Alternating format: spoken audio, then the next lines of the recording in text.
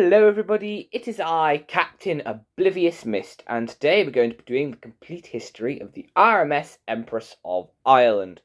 This was a ship that was built for the Canadian Pacific Line in the early 1900s. Very beautiful ship. Her sinking anniversary wasn't too long ago, and obviously I haven't done a Canadian Canadian Pacific, not specific, dum-dum, video for a while, so you can look forward to that. So, without any further ado, let's actually get into the video.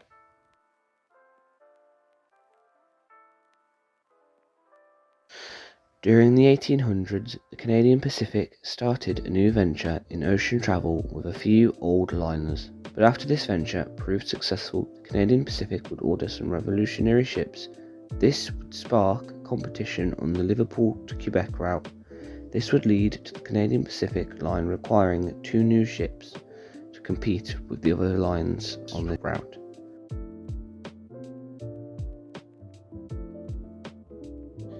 In 1904, her keel was laid in the Fairfield Shipping Company's yard in Glasgow. If that name rings a bell, then that is because they were the company that built the RMS Campania and the RMS Lucania. Oh lord, not you again!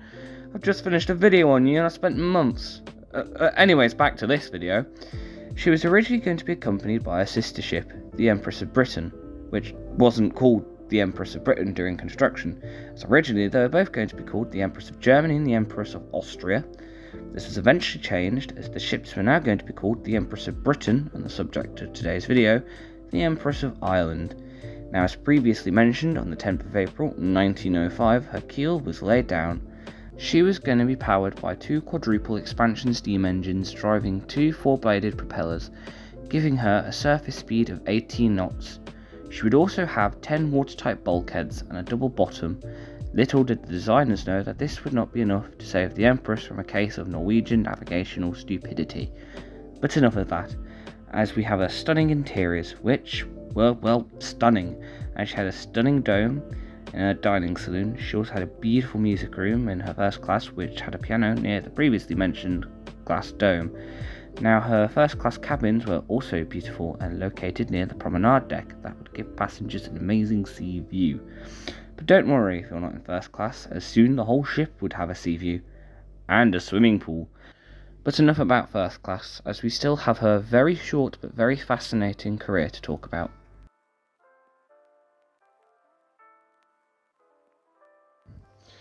From the beginning of her career on the 29th of June 1906, she proved successful.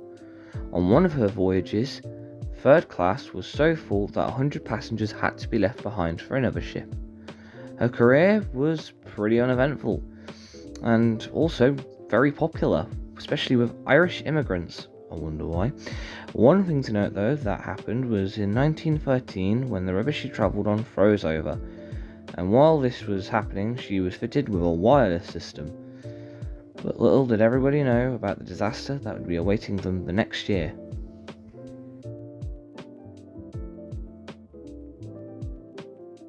On the 28th of May 1914, the Empress of Ireland departed Quebec City for what would be her final crossing, as during the voyage fog set in and blocked visibility.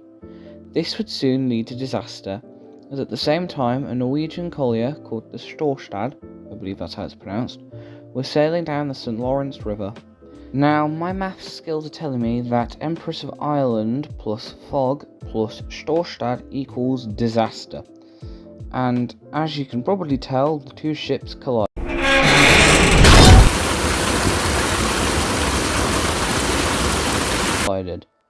And bad news if you're on board, as the watertight doors have to be individually shut.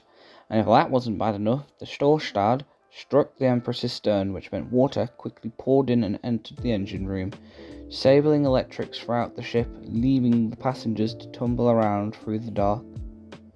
What followed was horrific, as the Empress began listing, sending passengers tumbling around her pitch-black interiors, and soon, in just 14 minutes, she slipped beneath the waves, taking 1,012 lives with her.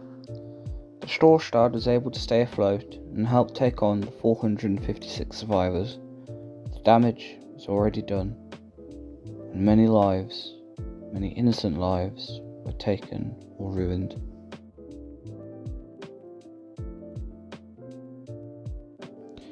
In the court hearing after her sinking, it was found that the crew of the Storstad was to blame for the disaster, which meant the company that owned the Storstad had to give the Storstad to the Canadian Pacific Line, who sold her for a total of £150,000. As for the wreck herself, divers begun salvaging gold from her after the sinking by blowing a hole into her first-class dining saloon. After they'd salvaged some gold from the wreck, the location of the wreck was lost until she was eventually rediscovered in the 1980s, and since then she has seen many divers. Unfortunately though, not all the divers that visit her go down with good intentions, as certain objects like artifacts and disgustingly even bones have gone missing from a wreck. Not only this, but due to the currents and the freezing cold temperatures, 6 divers, which means currently the Empress has a kill count of 1,018. Quick, someone tell Dead Meat. But anyways, all jokes aside, overall her wreck is like a time capsule, just a lot wetter. And you can even still read newspapers dating back to 1915 in a wreck.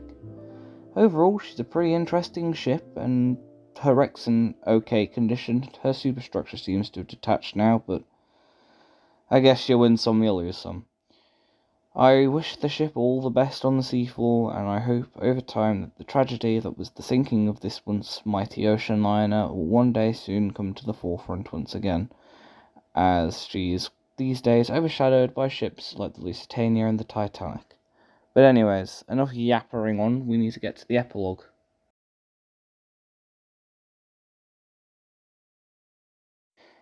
So for those of you who have clicked on this video and is like, wait a minute, that's not the right thumbnail, and you don't check my community tab, so a little inside reason why I changed it. So essentially I changed the thumbnail because this genius accidentally made a spelling error.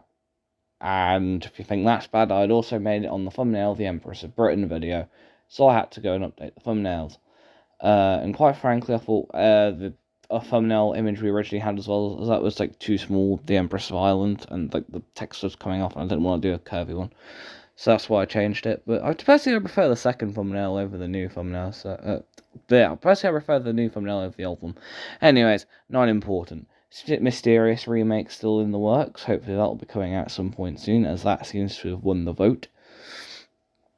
Yeah, so really not much else to say other than I hope you guys actually enjoyed this video. It's didn't take me 2 years to make this time, did it? Okay, 2 years is an exaggeration, but Jesus Christ, there's a massive gap from my Kanye video, so it's only like 8 minutes. Like, this is almost the same length, if not, it's now the same length, if not maybe longer, and I got it out a lot quicker. But yeah, there wasn't really much I could find on the Empress of Ireland and the rest of her career, other than the elephant in the room, which was her sinking, so I apologise on that. But, yeah, sorry about that. Like, I've apologised for the video being short, but I also, as I said, tried to look for more information. Yeah, win some, you lose some. I have a fully functioning mic again, and a fully functioning laptop, meaning my mysterious remake should be having a higher audio quality as I'm re-recording the lines I had. And yeah, that's all I've got really to say. So thank you all for watching, everyone. I hope you enjoyed, and I will see you in the next video. Goodbye.